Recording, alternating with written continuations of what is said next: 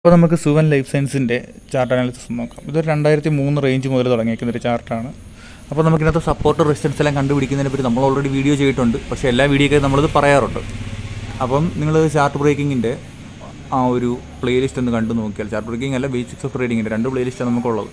അപ്പോൾ നമുക്ക് ആദ്യം ഒരു സപ്പോർട്ട് നമുക്ക് ഇങ്ങോട്ട് വരയ്ക്കാം. വളരെ നല്ലൊരു സപ്പോർട്ട് നമുക്ക് ക്ലിയർ ആയിട്ട് വരയ്ക്കാം. എന്നാലും ഇവിടെ നമുക്ക് ഇങ്ങനെ ഒന്ന് കാണാൻ പറ്റും ഒരു സപ്പോർട്ട്. പല സപ്പോർട്ടുകൾ കാണാം. നമ്മളിപ്പോൾ മേജറായിട്ടുള്ള സപ്പോർട്ടുകൾ നമ്മൾ വരയ്ക്കുന്നുള്ളൂ വീക്കിലി ടൈം ഫ്രെയിമിൽ. അത് കഴിഞ്ഞിട്ട് നമുക്ക് അടുത്തതെന്ന് പറയുമ്പോഴത്തേക്ക് ഇവിടെ നമുക്കൊരു റെസിസ്റ്റൻസ് നമുക്ക് അങ്ങോട്ട് പ്ലോട്ട് ചെയ്യാം. പിന്നെ നമുക്ക് വേറൊരു കാര്യം കൂടെ ഞാൻ കാണിച്ചു തരാം. നമ്മളിപ്പോൾ ഇതിൻ്റെ ഒന്ന് കളറ് മാറ്റുന്നു. പിന്നെ ട്രെൻഡ് ലൈൻ നമ്മളിങ്ങനെ എടുത്തിട്ട് ഇങ്ങനെ വരയ്ക്കാൻ നേരത്ത്, കാരണം ഇങ്ങനെ വരയ്ക്കുമ്പോഴത്തേക്ക് നിങ്ങൾക്ക് കൃത്യം കാര്യം മനസ്സിലാവും. നല്ലൊരു ട്രയാങ്കിൾ പാറ്റേൺ ഇതാണ് നമുക്കിവിടെ കാണാൻ പറ്റും. ഈ റെഡ് കളർ മാത്രം ഒന്ന് ശ്രദ്ധിച്ചു നോക്കിയും. അപ്പോൾ ഞാൻ നിങ്ങൾക്ക് വേണ്ടി വളരെ സിമ്പിളായിട്ട് ചെയ്യുന്നൊരിതാണ്. അപ്പം ഇവിടെ വന്നിട്ട് ഇത് ബ്രേക്ക് ആയി കഴിഞ്ഞാൽ നമുക്കൊരു 600 റേഞ്ച് വരെ, അല്ലെങ്കിൽ ഈ 900 റേഞ്ച് വരെ നമുക്കൊരു മൂവ്മെൻറ്റ് നമുക്ക് എടുക്കാൻ പറ്റും. അപ്പം അത് ജസ്റ്റ് വെയിറ്റ് ചെയ്താൽ മതി. അപ്പോൾ നിങ്ങൾക്കത് വാച്ച് ലിസ്റ്റിനകത്ത് നിങ്ങൾക്ക് ആഡ് ചെയ്യാൻ പറ്റും. അപ്പോൾ ഞാൻ നിങ്ങൾക്ക് വേറൊരു കാര്യം പറയുമ്പോഴത്തേക്ക് നിങ്ങളുടെ ഇവിടെ ഈ ഒരു ഏരിയ വരെ ചെറിയൊരു എൻട്രി കണ്ടുപിടിക്കാൻ പറ്റുന്നുണ്ടോ ഹൊറിസോണ്ടലൊക്കെ എന്ന് വെച്ചിട്ട് നിങ്ങളൊന്ന് വരച്ച് നോക്കുക. അതുകൊണ്ട് ഇവിടെ, അതായത് ഇവിടെ നമ്മളിപ്പോൾ ഒരു ഹൊറിസോണ്ടൽ വെക്കുകയാണെന്നുണ്ടെങ്കിൽ ഇവിടെ ഒരു റെസിസ്റ്റൻസ് തൊട്ടടുത്തുകൊണ്ട് ഇവിടെ ഒരു ബ്രേക്ക് ഔട്ട് നടന്നിട്ടുണ്ടോ, അല്ലെങ്കിൽ ഇവിടെ നമുക്ക് വാങ്ങിക്കാൻ പറ്റുമോ എന്നൊക്കെയുള്ള കാര്യങ്ങൾ നോക്കുക. പക്ഷേ ഞാൻ നിങ്ങളോട് പറയുന്ന ഒരു ബ്രേക്ക് ഔട്ട് എന്ന് പറയുമ്പോഴത്തേക്ക് ഇവിടാണ്.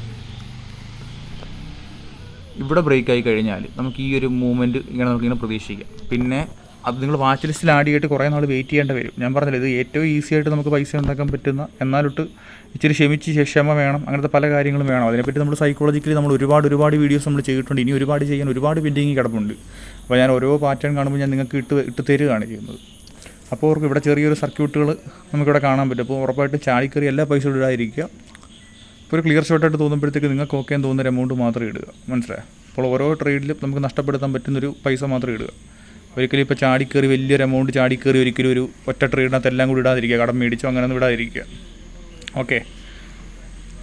അപ്പം നിങ്ങൾ പല ടൈം ഫ്രെയിമിൽ ഇത് വരച്ച് നോക്കുക. വരയ്ക്കാൻ നേരത്ത് നിങ്ങൾക്ക് കുറച്ചുകൂടെ ക്ലിയർ വ്യൂസ് കിട്ടും. ഞാനിപ്പോൾ നിങ്ങൾക്ക് ജസ്റ്റ് ഇത് കാണിച്ച് തന്നെയാണ്. ഞാൻ ഈ ഒരു ചാർട്ട് കണ്ടപ്പോഴത്തേക്ക് ഫാമിലി മെമ്പേഴ്സിന് വേണ്ടി ഞാൻ കാണിച്ചു തന്നെയാണ്.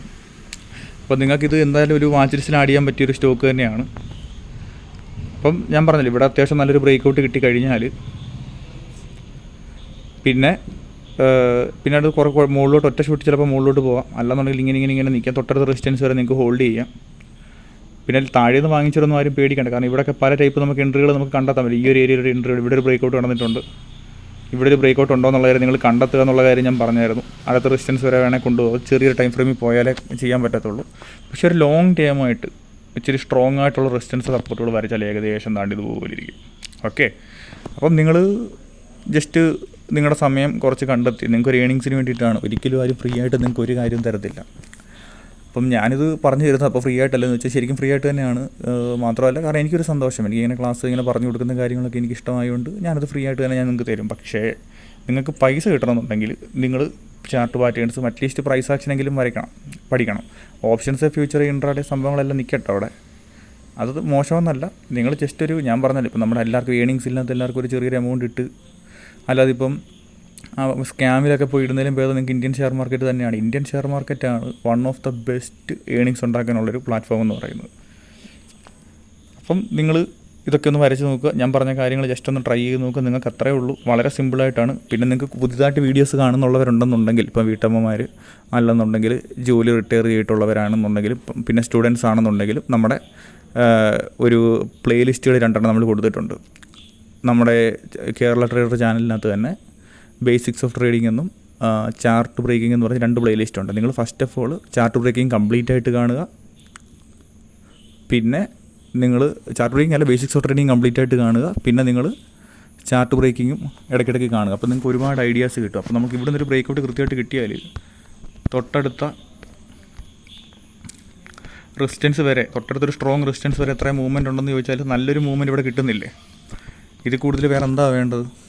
വെയിറ്റ് ചെയ്യാനുള്ളൊരു മൈൻഡ്, പിന്നെ സൈക്കോളജിക്ക് ഒന്ന് കറക്റ്റ് ആക്കിയാൽ, പിന്നെ തുടക്കക്കാരായിട്ടുള്ളവരൊന്നും ചാടി കയറാതിരിക്കുക. ഞാൻ ഒരു ബ്രേക്ക് ഔട്ട് കൺഫേം ആയിട്ടുണ്ടെങ്കിൽ മാത്രം കയറുക. മനസ്സിലായി. ഇപ്പോൾ ഞാനിടുന്ന ചില വീഡിയോസ് എന്നൊക്കെ പറയുമ്പോഴത്തേക്ക് ചിലപ്പോൾ കുറച്ച് കഴിഞ്ഞിട്ട് ബ്രേക്ക് ഔട്ട് ആകത്തുള്ളായിരിക്കും. പക്ഷേ ഞാനത് കാണുമ്പം നിങ്ങളത് വരച്ച് പഠിക്കട്ടെ, വാച്ചിൽ സ്ലാഡിക്കട്ടെ എന്ന് പറഞ്ഞിടും. അപ്പം പലതും ആ രീതി ബ്രേക്ക് ഔട്ട് റേഞ്ചിലോട്ട് ഇപ്പോൾ പിറ്റി എഞ്ചിനീയറിങ്ങിൻ്റെ വീഡിയോസ് നിങ്ങൾ സെർച്ച് ചെയ്ത് കണ്ടു നോക്കുക, പിറ്റി എഞ്ചിനീയറിംഗ് ചാർട്ട് നോക്കുക, നിങ്ങൾക്ക് വ്യൂ കിട്ടുന്നുണ്ടെങ്കിൽ കയറുക. അങ്ങനെ നമ്മുടെ വീഡിയോസ് എല്ലാം കണ്ടാലും ഇപ്പം അതാണ് പറഞ്ഞത്, വീഡിയോസ് നിങ്ങൾ മിസ് ചെയ്യല്ല. ചിലപ്പോൾ നിങ്ങളുടെ ഒരു വന്നു കഴിഞ്ഞാലും നിങ്ങൾ ജസ്റ്റ് ഒന്ന് കണ്ടു നോക്കുക. കാര്യം ചിലപ്പം ഇപ്പോഴായിരിക്കും ചിലപ്പോൾ അതിൻ്റെ ഒരു എൻട്രി വരുന്നത്, അല്ലെങ്കിൽ ചിലപ്പോൾ ഒരു മാസം കഴിഞ്ഞിട്ടായിരിക്കും വരുന്നത്. പക്ഷേ നിങ്ങളത് വരച്ചിട്ടാൽ നിങ്ങൾക്ക് നഷ്ടം കിട്ടത്തില്ല. നിങ്ങൾക്ക് ഉറപ്പായിട്ട് ഒന്നുകിൽ ഒരു കാര്യം പഠിക്കാൻ പറ്റും, അല്ലെങ്കിൽ നിങ്ങൾക്ക് നല്ലൊരു ഏണിങ്സ് കിട്ടും. അപ്പോൾ നമ്മുടെ ചാനലിൻ്റെ ഹാഷ്ടാഗ് പോലെ ലേൺ ആൻഡ് ഏൺ.